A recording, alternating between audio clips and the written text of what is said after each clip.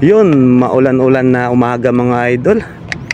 Last day sana namin ngayon dito mga idol kasi nga bakasyon na, kasi undas. Kaso hindi nakisama yung panahon. Yung Mount Makiling natin nagtatago na dahil sa ulap.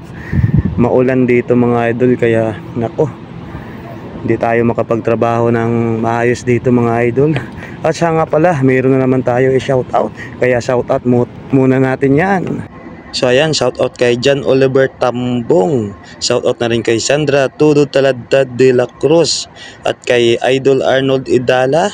At syempre kay Alfredo de la Cruz. Kay Elsa Lobedo Real. Ayan, thank you mga idol sa patuloy ninyong suporta. Ingat po kayo dyan. Ito talaga yung kalaban natin mga idol. Hindi init yung kalaban namin dito. Yung kalaban namin dito, yung ulan. Kasi pag maulan, hindi kami makapagpintura, hindi kami makapaglatag ng maze o kulikor, hindi kami makapag waterproofing. Kaya pag umulan talaga, nako, sira talaga yung trabaho natin mga idol.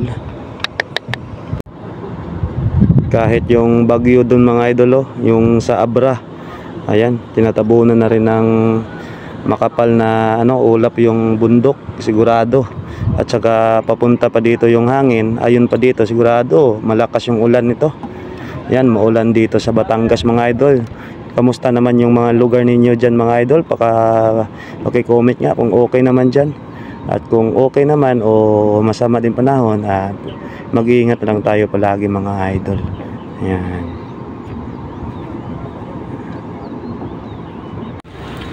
Yan mga idol, bumaba na lang kami, pati yung mga gamit kasi palakas ng palakas yung ulan. Ayan, mga kasama natin. Ayan. Ayun, kasama natin ang sipag ulan na, mababasa kayo dyan.